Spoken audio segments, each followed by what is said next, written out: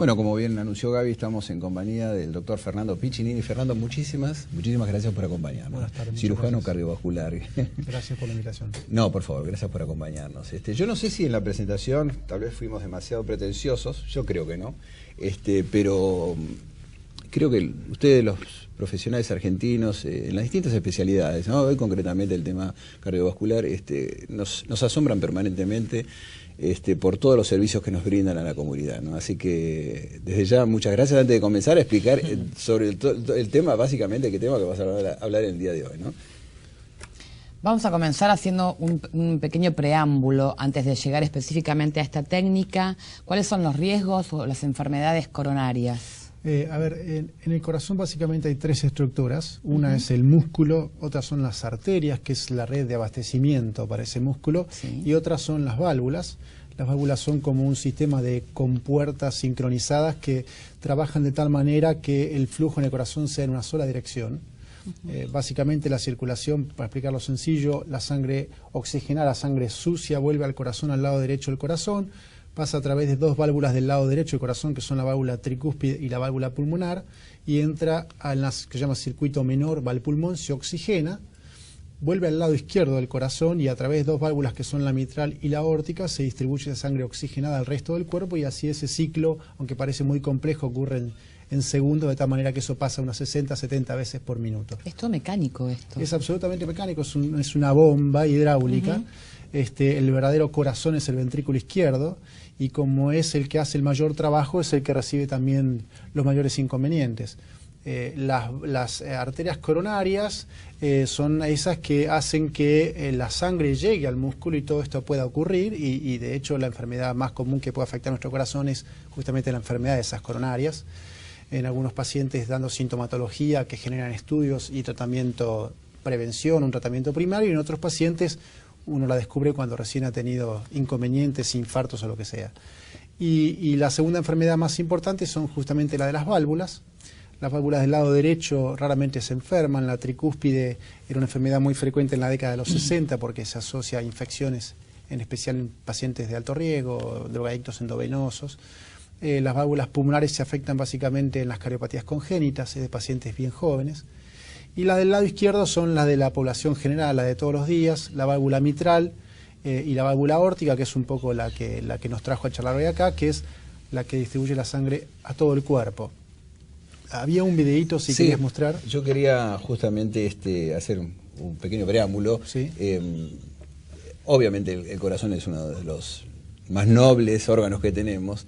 Pero vamos a charlar, vamos a hablar, meternos en el tema de que justamente cuando, como vos mencionabas, cuando el tema se va enfermando ese corazón, ¿no? ¿Cuáles son los motivos que pueden generar este tipo de dolencias? En especial en la válvula mitral, sí, en las dos válvulas hay predisposiciones, no diría congénitas, pero sí hay toda una predisposición desde el nacimiento a la enfermedad. En la válvula mitral es muy frecuente la ocurrencia de lo que se llama el prolapso, que es cuando la válvula no cierra de una forma pareja. Eso es algo que existe en la población general y que no debería alarmar. Mucha gente se va a hacer un estudio y va a encontrar que tiene un prolapso de la válvula mitral. Eso no tiene ninguna significancia patológica, pero son pacientes que requieren un seguimiento. Y en sí la válvula mitral suele complicarse mayormente en mujeres entre los 40 y los 50 años, y es cuando ese prolapso se asocia, por ejemplo, a la rotura de una cuerda, es como un sistema de paracaídas, y hace que la válvula mitral empiece a fallar. Esa insuficiencia requiere intervención solo cuando se hace severa y cuando empieza a tener una repercusión en el funcionamiento del corazón, que el paciente lo suele manifestar en el caso de la mitral por fatiga. Y en el caso de la válvula aórtica, ahí es una enfermedad de gente un poco más añosa, si bien puede haber enfermedad en la válvula aórtica en gente joven, y pasa básicamente por dos cosas: o porque la válvula no abra bien, o porque la válvula no cierre bien. Por eso hablamos básicamente en la válvula aórtica de estenosis u obstrucción, que es cuando no abre bien, y de insuficiencia, que es cuando cierra en forma incompleta. Vos nos trajiste un video, ¿no? Para hay un video, sí, un poco, digamos, nos puede explicar cómo es la situación. Ahí estamos, ahí está en pantalla. Bueno, esa es la estructura cardíaca. Lo que vamos a ver seccionado ahora y en forma bien explícita es el sector izquierdo del corazón, que es la verdadera bomba. A la derecha y abajo, con un sistema de cuerditas como un paracaídas, es la válvula mitral. Esa es la que trae la sangre oxigenada del pulmón al lado izquierdo del corazón. y la válvula que se ve en ese gran caño que sale hacia arriba, que es la aorta. Esta es la válvula aórtica que ustedes ven que se abre fácilmente, y cuando se acartona, se calcifica y se pone rígida, eso significa una obstrucción a la salida de sangre al corazón, y con lo cual el corazón, esto no es algo que ocurre de un día para otro, es algo que lleva su tiempo, y el corazón inicialmente hace un esfuerzo para hacer pasar la misma cantidad de sangre que debe distribuir a todo el organismo. Ese es el funcionamiento de lo que estamos viendo. Este es el funcionamiento de una válvula normal, es como claro. Abre la válvula. Esta es una válvula tricúspide que tiene 3 tapitas. Hay pacientes jóvenes que tienen enfermedad porque la válvula es bicúspide, tiene 2 tapitas en lugar de 3. Esto hace que se predisponga mayormente a la degeneración. Cuando la válvula se va calcificando y se va degenerando, se requiere que el corazón haga un esfuerzo mucho mayor para hacer pasar la sangre. Y este es un gráfico en el cual la válvula abre muy bien, pero cierra incompleto, con lo cual la sangre vuelve a cada latido y el corazón trabaja un poco sobrecargado. Eso es lo que llama una insuficiencia aórtica, que es más frecuente en gente joven. En el caso de la estenosis, no es un procedimiento no es una patología que ocurra en forma de 2 meses, 3 meses, 4 meses, es algo bien progresivo, es algo degenerativo, por eso es de población añosa, 70 años para arriba, y el corazón inicialmente se adapta y logra el músculo vencer esa obstrucción. Es como un fisiculturista en el gimnasio, empieza a levantar pesas y cada vez más peso, claro, desarrolla masa muscular. Al corazón le pasa lo mismo, se pone hipertrófico, se pone engrosado para tener la suficiente fuerza para vencer esa obstrucción, hasta que en algún momento el calcio le gana al músculo y el corazón claudica y aparece la sintomatología, que son básicamente 3 cosas: dolor de pecho, falta de aire y en algunos casos muy extremos síncope, que son esos cuadros de desmayo sin explicación, que es justamente porque la sangre que sale no alcanza y uno de los órganos que sufre es el cerebro. Cuando aparece esta sintomatología, ¿cuál es el caso, el estado de gravedad del paciente? Bueno, hay pacientes que pueden tener estenosis aórticas muy críticas y no tener sintomatología y debutar con cuadros, no digo catastróficos, pero sí graves, como es un edema agudo de pulmón, y hay otros pacientes que es como esto se va desarrollando en el tiempo, se van adaptando a la situación. Primera cosa, como es una patología de gente añosa, la gente añosa suele adaptarse a las enfermedades, no son gente quejosa y son gente que cuando recurren a nosotros es porque ya no pueden más, y de hecho lo que pide un paciente añoso que viene a intervenirse es calidad de vida. Ya no les preocupa tanto la cantidad, sino claro, que lo que sea lo vivan bien. Lo importante es poder detectar esos casos. Como les dije antes, muchas estenosis aórticas se detectan precozmente, o porque el médico ocultó un soplo, o porque la válvula era bicúspide y la veníamos siguiendo. Y no significa que tengan que salir corriendo a buscar un cirujano para cambiarse la válvula. Una estenosis aórtica puede estar estable y el corazón, digamos, estar con un funcionamiento adecuado por años. Esos son pacientes que en general uno lo descubre por un examen clínico exhaustivo o con un estudio complementario muy sencillo como es hacerse un ecodoppler, y hay pacientes que se siguen por años y se mantienen estables y no se les hace absolutamente nada. ¿Con un ecodoppler se sabe qué tipo de válvula es la que el paciente tiene? Exactamente. A ver, el examen de descubrir una estenosis aórtica o una insuficiencia mitral severa, cualquiera de las dos, pasa por apoyar un estetoscopio en el tórax y escuchar un soplo. Los soplos no son normales. Hay soplos que son fisiológicos y que no implican tener una patología grave, y hay soplos que son marcadores de que algo no está funcionando bien, y si ese soplo se asocia a una de las sintomatologías que les contaba antes, es una buena hora de hacerse un ecocardiograma. Si esa estenosis existe y el paciente no tiene compromiso del músculo, como les dije antes, que uno puede presuponer que el paciente va a tolerar seguir con la patología sin necesidad de resolverlo quirúrgicamente, puede seguirse con ecos cada 3 meses, 6 meses o 9 meses, eso lo definirá el médico que lo trate. Cuando la sintomatología se hace más frecuente o empeora la clase funcional, es cuando es hora de visitarnos. Fernando, antes de pasar a que nos expliques, que nos ilustres sobre la nueva técnica para tratar estos temas, ¿por qué nos hablas? Para mí es muy importante que la gente conozca. Vos mencionaste un factor que es el tema de los años. Llegamos a este tipo de patologías por los años, por el transcurrir de los años. ¿Hay otros hechos que pueden incidir en que se presenten estas patologías? No sé, el tema de la calidad de vida, por ejemplo, o no tiene absolutamente nada que ver. No, sí, tiene que ver, por supuesto. A ver, Cuando hay patología congénita, por ejemplo, tener una válvula con dos cúspides en lugar de 3, eso es un factor predisponente, pero como les dije antes, no significa que esa válvula se vaya a calcificar y el paciente por tener una bicúspide tenga que operarse. Pero sí son factores que alertan a que es un paciente que tiene que tener un seguimiento más cercano. Con la degeneración clásica de la edad, eso es irreversible, yo te diría que más del 80-85% de estas estenosis son degenerativas, eso va a venir con los años. Sí, como las arrugas en la cara, por supuesto. No tenemos todavía terapias alternativas, claro. Sí. Pero bueno, a medida que esta enfermedad va ocurriendo, eso es algo que uno no puede revertir, pero como en la enfermedad coronaria, con esto pasa lo mismo, a una predisposición genética o no, uno le agrega factores de riesgo. Por supuesto que si el paciente es desordenado, tiene una vida sedentaria, no hace ejercicio, come mal, esos son factores que, así como predisponen a la arteriosclerosis y a la enfermedad de las arterias coronarias, predisponen a la degeneración de las válvulas aórticas. Aunque, a diferencia de las coronarias, no todos los pacientes que se portan mal tienen estenosis aórtica, y no todos los pacientes que llegan con estenosis aórticas han hecho las cosas mal. Hay pacientes extremadamente sanos que llegan a sus 80-85 años y aparece una estenosis aórtica. Claro. De hecho, una de las razones por la cual se avanzó tanto en el campo del tratamiento de la estenosis aórtica es que nuestra población general está envejeciendo. Ya no es sorpresivo operar pacientes de 80 años. Nosotros pasamos de un 6 a 7% de nuestras cirugías en el año 97-98 a un casi 21% de nuestras cirugías de válvula aórtica en pacientes mayores de 80 años. La población está envejeciendo, y en la Argentina el paciente que llega a 80 años tiene una expectativa de vida de 6.8, 7 años más.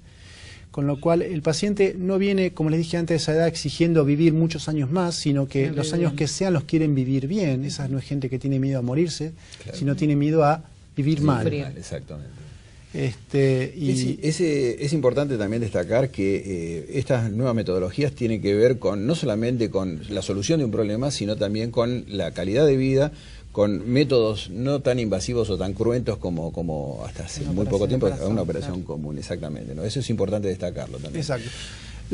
Digamos, el tratamiento convencional de la estenosis aórtica es el reemplazo valvular aórtico.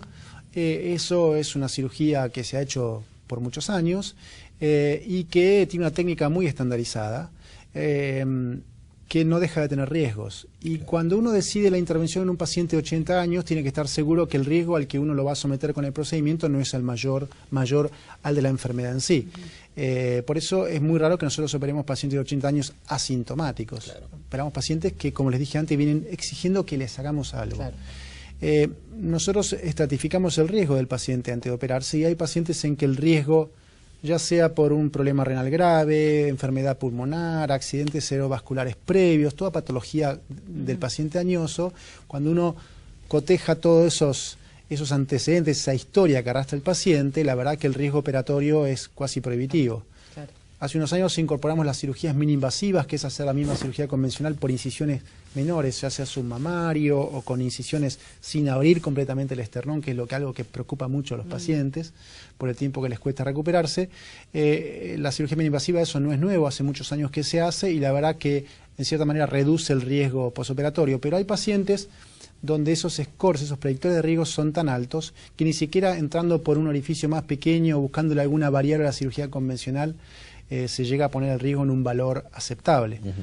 Para esos pacientes, hace ya unos 5 o 6 años, y en el Instituto Cardiovascular lo estamos haciendo ya hace unos 5 años, existen, así como están los stents para las coronarias, para los que no se quieren operar, existen las válvulas percutáneas, que son válvulas de cerdito, válvulas biológicas, que están contenidas dentro de un stent, que es como un rulero metálico, que se introducen por la ingle, y una vez que se posicionan en el lugar de la válvula aórtica, ese stent se abre, comprime la válvula nativa y deja una válvula de pericardio normofuncionante. Eso se hace hace muchos años. Ahora, antes, fuera de cámara, perdón que te interrumpa, antes fuera de cámara me estábamos comentando sobre este tema. Me gustaría que repitas, ¿cuánto tiempo duran? Porque yo te pregunté algo concreto, que era ¿cuánto tiempo dura? Sí, las válvulas biológicas, hay dos tipos de válvulas que nosotros podemos implantar como cirujanos: las válvulas mecánicas y las válvulas biológicas. Las mecánicas son de titanio y carbón pirolítico, son válvulas que son eternas, Claro. pero que como tienen un mecanismo de bisagrita, por decirlo de alguna forma, requieren una medicación especial que son anticoagulantes para que la sangre no trabe la válvula. La verdad que someter a anticoagulación a un paciente de 80 años que ya de por sí tiene mucho riesgo de embolias y hemorragias cerebrales es un poco prohibitivo. O sea, no es prohibitivo, pero no es lo recomendable. Arriba de 65 70 años se recomienda una válvula biológica. Las válvulas biológicas, que son de bovinas o porcinas, no tienen ningún mecanismo artificial, son válvulas que abren y cierran como las nuestras, pero como las nuestras se degeneran, y está descrito que más o menos un 10-12% de los pacientes a partir de los 8 años pueden degenerar la válvula y recurrir a necesitar una reintervención. Por eso no es una válvula que uno le pondría así a un paciente de 40 años porque sabe que lo condena a reoperarse múltiples veces. Pero cuando estamos hablando de un paciente arriba de 75, 80 años con tanta comorbilidad, es de suponer que la expectativa de vida esté equiparada a la longevidad de la válvula, lo que la válvula pueda durar, ¿no? Esa válvula puede intercambiarse con la misma metodología. Bueno, se puede hacer lo que se llama valve in valve, que es poner una válvula percutánea dentro de otra válvula percutánea, eso se puede hacer. Operativamente no hay ningún inconveniente, de eso se hace, pero estaríamos hablando de una reintervención en un paciente arriba de 85 años, que si uno lo pensó la primera vez seguramente lo va a pensar el doble la segunda vez, pero hay pacientes que están lo suficientemente enteros y requiriendo una respuesta y lo necesitan. ¿Hay algún tratamiento? Sí. ¿Hay algún tratamiento específico previo para someterse a una operación de este tipo?